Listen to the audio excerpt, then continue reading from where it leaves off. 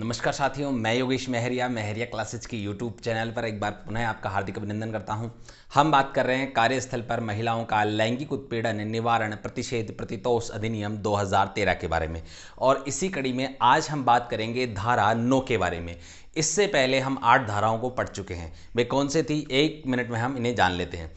पहले धारा 1 हमने पढ़ा, जिसमें संक्षिप्त नाम, विस्तार एवं प्रारंभ होने की तिथि का वर्णन था। धारा 2 में परिभाषाएं थी। धारा 3 में हमने बात की लैंगिक उत्पीड़न के निवारण के संबंध में है। धारा 4 आंतरिक परिवाद समिति के गठन का प्रावधान है। धारा 5 जिला अधिकारी की नियुक्ति का प्रावधान है। धारा 6 जिलाधिकारी द्वारा स्थानीय परिवाद समिति के गठन का प्रावधान है एवं उसका क्षेत्राधिकार। धारा 7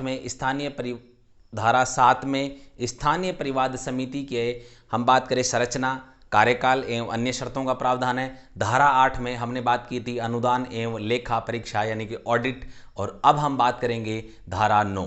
तो चलिए साथियों, धारा 9 के बारे में बात करते हैं। धारा 9 लैंगिक उत्पीड़न का परिवाद या शिकायत।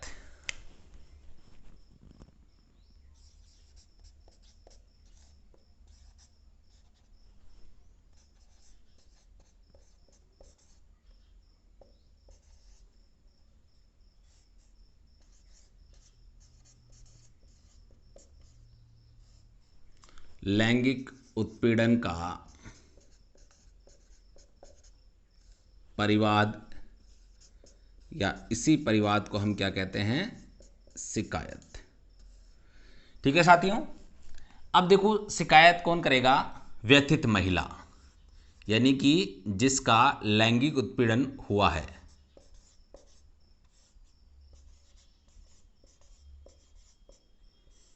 व्यथित महिला द्वारा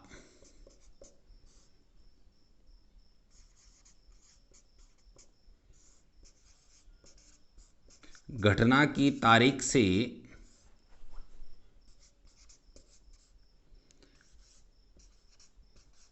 3 महीनों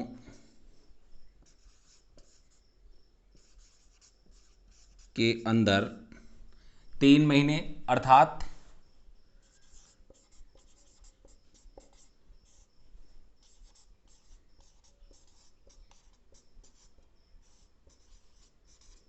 90 दिनों के अंदर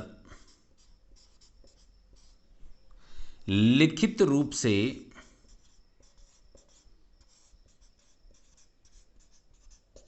शिकायत की जा सकती है।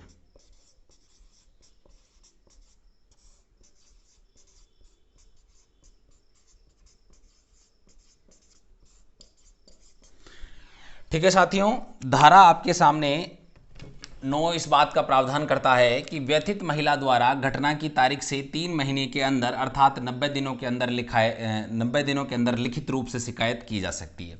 सवाल कैसे बनेगा, देखिए सवाल सीधा ही बनेगा। धारा 9 किससे संबंधित है, लैंगिक उत्पीड़न का परिवाद या शिकायत से संबंधित है।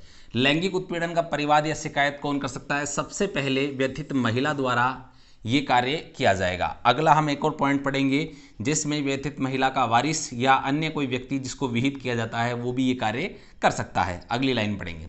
लेकिन ये जो लैंगिक उत्पीड़न की शिकायत है वो कितने दिनों के अंदर होनी चाहिए, दिन अगर पूछता है तो आपको याद रखना है 90 दिन, और महीने यदि पूछता है तो आपको याद रखना है 3 महीने के अंदर ये शिकायत की जा सकती है। और शिकायत कैसी होगी, लिखित स्वरूप में। ठीक है साथियों, साथ में अब देखिए कुछ अन्य कंडीशंस। मान लीजिए व्यथित महिला शारीरिक रूप से अक्षम हो गई है, मानसिक रूप से असक्षम हो गई है, शिकायत दर्ज नहीं करा सकती, तो ऐसी कंडीशन में लिखित शिकायत या शिकायत लैंगिक उत्पीड़न की शिकायत कौन दर्ज करवा सकता है, इस बात का प्रावधान भी धारा 9 के अंदर किया गया है। चलिए देखते हैं। व्यथित महिला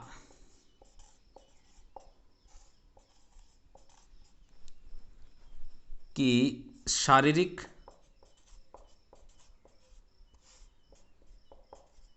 एवं मानसिक असमर्थता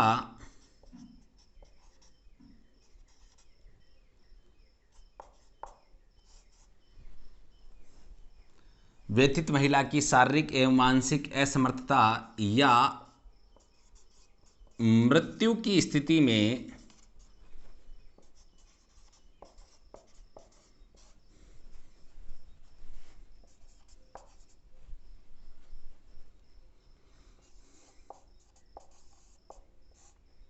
उसका वारिस मतलब व्यथित महिला का वारिस, उसका वारिस या जिसे विहित किया गया हो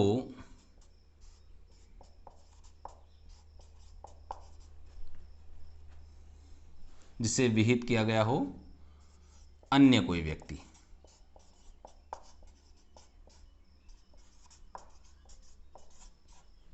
शिकायत कर सकता है।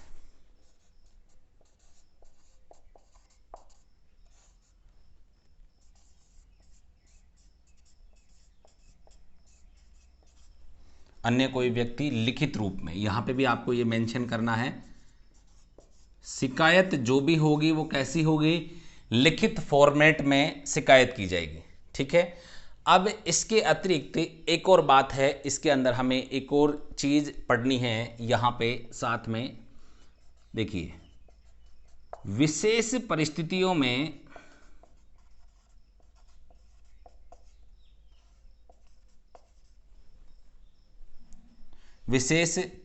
में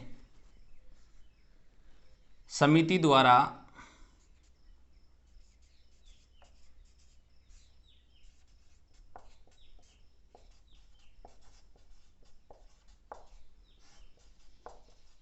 शिकायत दर्ज कराने की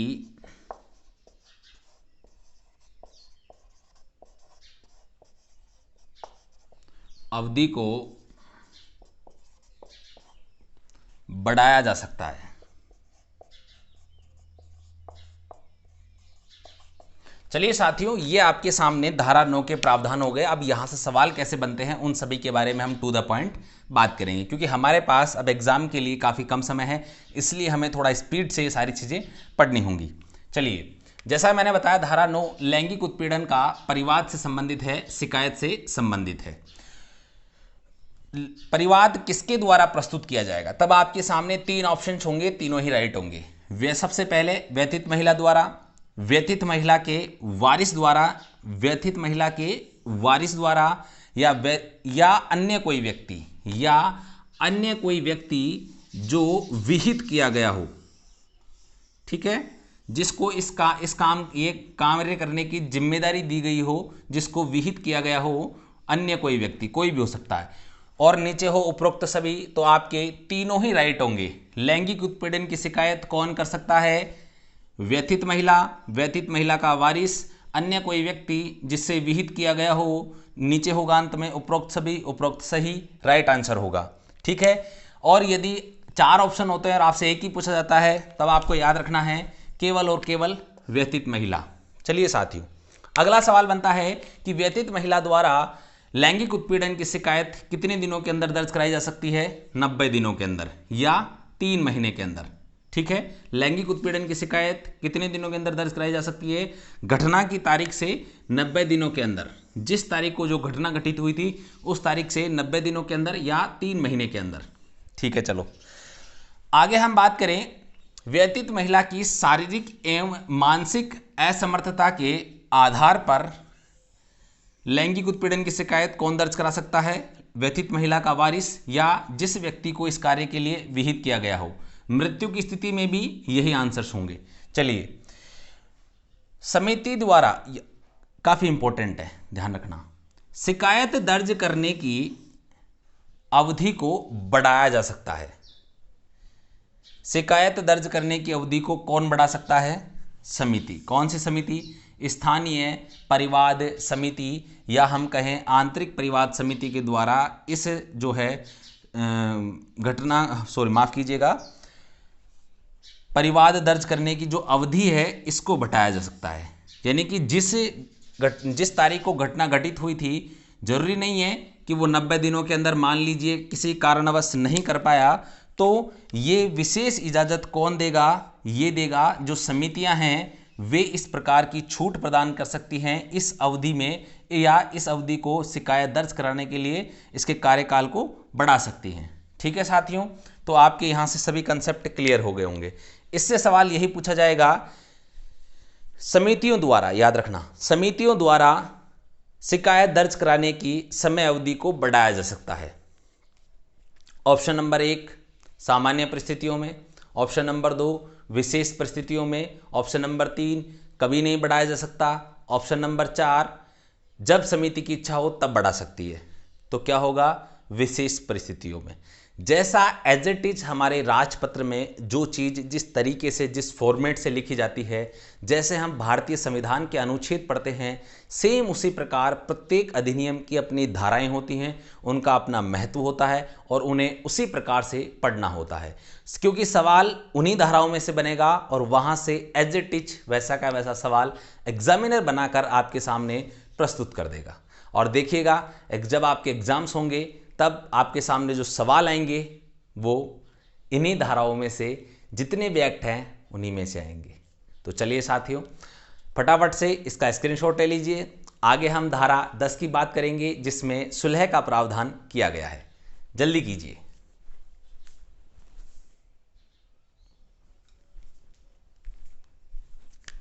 धारा 10 सुलह का प्रावधान।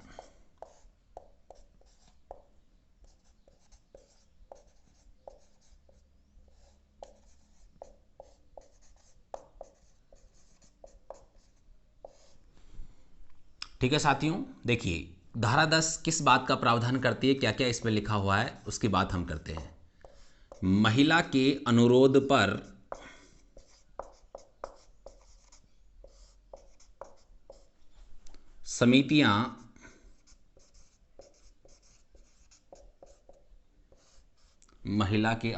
समितियां सुलह के माध्यम से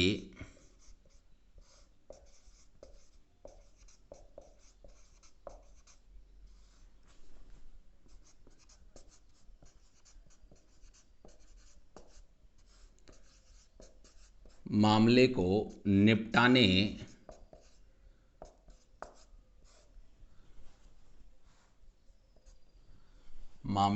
निपटाने का प्रयास करेंगी।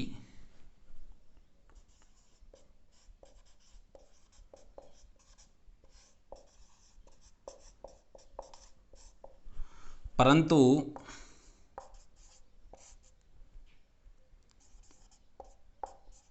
धन संबंधी समाधान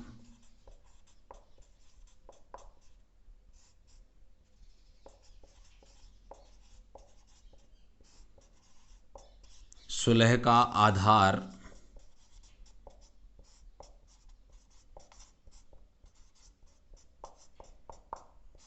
नहीं होगा।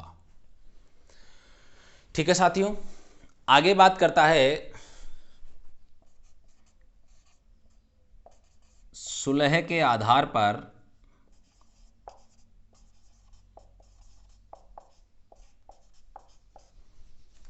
यदि कोई समाधान होता है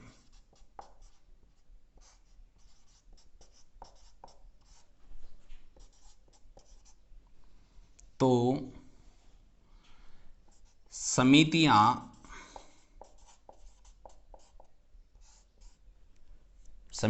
अब समितियां कौन सी हैं? 2 समितियां। एक तो कौन सी है? आंतरिक परिवाद समिति। देखिए, आप इसको आंतरिक शिकायत समिति भी कह सकते हैं, आंतरिक परिवाद समिति। इसी प्रकार दूसरी है स्थानीय परिवाद समिति। ये कहां पर गठित होती है? कार्यस्थल पर, ये जिला स्तर पर। तो इसका जो हम बात करें, इसका गठन किसके द्वारा किया जाता है? नियोजक के द्वारा। किसके द्वारा? नियोजक के द्वारा। और इसका जिला अधिकारी के द्वारा।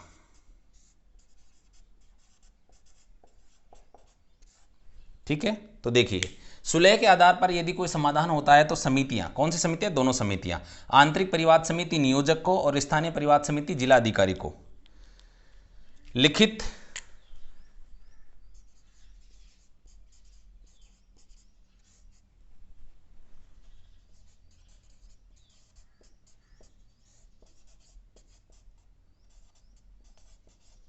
सूचना प्रेषित करेंगी।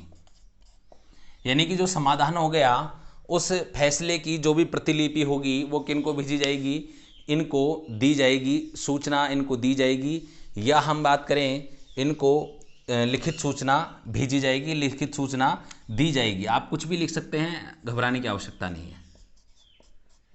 ठीक है, एग्जामिनर यही छोटे मोटे फेरबदल अंत में करता है और आपको परेशान करने की कोशिश करता है। ठीक है, तो अब यहां से जो सवाल बनेंगे वो किस प्रकार से बनेंगे, साथ में एक और पॉइंट है, पहले हम उसको भी लिख लेते हैं। देखिए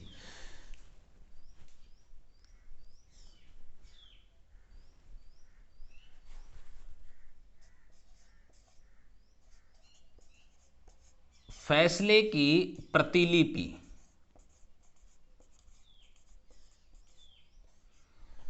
फैसले की प्रतिलिपि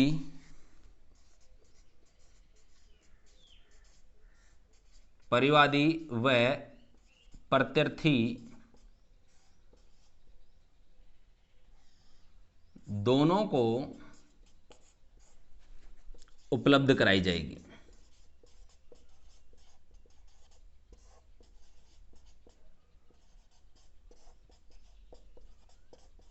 या आप कह सकते हैं दोनों को दी जाएगी। चलिए अब सवाल कैसे बनते हैं, इस बात का प्रावधान। कार्यस्थल पर महिलाओं का लैंगिक उत्पीड़न अधिनियम की किस धारा में सुलह का प्रावधान किया गया है? तो सुलह का प्रावधान किया गया है धारा 10 में। ठीक है, या फिर आपके सामने सीधा लिखा होगा कार्यस्थल पर महिलाओं का लैंगिक उत्पीड़न की धारा 10 का संबंध किससे है? सुलह के प्रावधान से। ठीक है, सुलह किसकी पहल पर की जा सकती है? याद रखना, सुलह किसकी पहल पर प्रारंभ की जा सकती है? 4 ऑप्शन होंगे, समिति की पहल पर, नियोजक की पहल पर, जिला अधिकारी की पहल पर, या महिला की पहल पर। किसकी पहल पर? महिला की पहल पर। महिला की पहल पर ही की जाएंगी, ना कि प्रत्यर्थी। प्रत्यर्थी और परिवादी, परिवादी कौन है? जिसका लैंगिक उत्पीड़न हुआ है, जिसने शिकायत पेश की है। ठीक है, प्रत्यर्थी जिसने लैंगिक उत्पीड़न किया है। तो ठीक है, तो यहां पे आपको याद रखना है केवल महिला की पहल, महिला के अनुरोध पर, महिला की पहल पर ही समितियां सुलह के माध्यम से मामले को निपटाने का प्रयास करेंगी। ठीक है, तो पहल किसके द्वारा की जाएगी? महिला के द्वारा। अब इसमें एक और इंपॉर्टेंट पॉइंट है। अगला सवाल जो यहां से बनता है कि धारा 10 के अनुसार सुलह का आधार नहीं होगा। सुलह का आधार नहीं होगा। क्या नहीं होगा? धन संबंधी समाधान। यानी कि मान लीजिए किसी महिला का लैंगिक उत्पीड़न किया गया और बाद में जब उससे जो भी व्यक्ति प्रत्यर्थी था उसके द्वारा समझौता एग्रीमेंट करने के लिए उसके घर पर गए या उससे बातचीत की, किसी प्रकार से उसको एग्री कर लिया और या उसको पैसा दे दिया गया कि भाई आप जो है ये शिकायत को विड्रॉल कर लो। तो इस प्रकार से धन संबंधी जो भी यहाँ पर हम कहें समाधान इसके अंतर्गत नहीं होगा, या फिर महिला के द्वारा इस प्रकार की कोई पैसे की, मुआवजे की मांग जो है सुलह के आधार पर नहीं की जा सकती। ठीक है, यानी कि सुलह करने के लिए पैसे की डिमांड नहीं की जा सकती और सामने वाले व्यक्ति द्वारा, प्रत्यर्थी द्वारा भी इस प्रकार की कोई पेशकश नहीं की जा सकती। ये इस एक्ट के प्रावधान हैं। चलिए साथियों, क्योंकि ऐसा करने से इस एक्ट का दुरुपयोग भी हो सकता है। आगे हम बात करें, सुलह के आधार पर यदि कोई समाधान होता है तो याद रखना, सुलह के आधार पर यदि कोई समाधान होता है तो फैसले की प्रतिलिपि, यहां पर आप याद रखना फैसले की प्रतिलिपि, हां मैंने लिखवाया है। तो इस फैसले की प्रतिलिपि किस किस को दी जाएगी? ध्यान से देखना, सुलह के आधार पर यदि कोई समाधान होता है तो फैसले की प्रतिलिपि दी जाती है परिवादी को और प्रत्यर्थी को, दोनों को प्रतिलिपि दी जाती है। लेकिन सूचना, अब अगला सवाल, सुलह के आधार पर यदि कोई समाधान होता है तो समितियों के द्वारा लिखित सूचना प्रेषित, समितियों के द्वारा, अगर आपके सामने समितियां हो तो किसको दी जाएगी, नियोजक को और जिलाधिकारी दोनों को, क्योंकि उसने डिफाइन नहीं किया कौन सी समिति, ठीक है, वो समितियां बोल रहा है। यदि वो बोलता है कि आंतरिक परिवाद समिति के द्वारा जो है सूचना दी जाएगी नियोजक को और स्थानीय परिवाद समिति द्वारा सूचना दी जाएगी जिलाधिकारी को। यदि वो अलग अलग पूछता है तो अलग अलग आंसर, लेकिन यदि उसने एक साथ समितियां करके पूछा है तो आपके दोनों ही आंसर राइट होंगे। तो साथियों, उम्मीद करता हूं धारा 9 और धारा 10 के प्रावधान आपके समझ में आए होंगे और यहां से किस प्रकार के सवाल बनने वाले हैं ये भी आपके क्लियर हो गए होंगे। चलिए साथियों, अगले हम पुनः धारा 11 के बारे में बात करेंगे, ठीक है। तब तक के लिए मैं आप सभी से विदा लेना चाहता हूं। जो भी मेरे नए मित्र हैं उन सभी से विशेष निवेदन है कि आप हमारे YouTube चैनल को सबसे पहले सब्सक्राइब करें, साथ में बेल आइकन को ऑल पे प्रेस करें, जिससे हमारे द्वारा जितने भी वीडियोस, जितनी भी अध्ययन सामग्री, जितना भी कंटेंट अपलोड किया जाता है उसके नोटिफिकेशन की जानकारी तुरंत प्रभाव से आपको मिल सके। नंबर 3 महत्वपूर्ण चीज़, आपको यदि हमारे वीडियोस, अध्ययन सामग्री और कंटेंट पसंद आ रहा है तो वीडियो को लाइक करना ना भूलें और कमेंट अवश्य करें। साथ में अपने सभी दोस्तों के साथ जो आपके प्रिय मित्र हैं, जो राजस्थान पुलिस की तैयारी कर रहे हैं, और उन सभी से इन सभी विषय वस्तु को जो है शेयर कीजिए अधिक से अधिक। चलिए साथियों, मैं भी विदा लेता हूं, एक बार पुनः नई कक्षा में हाजिर होऊंगा। तब तक के लिए जय हिंद, जय भारत मेरे साथी।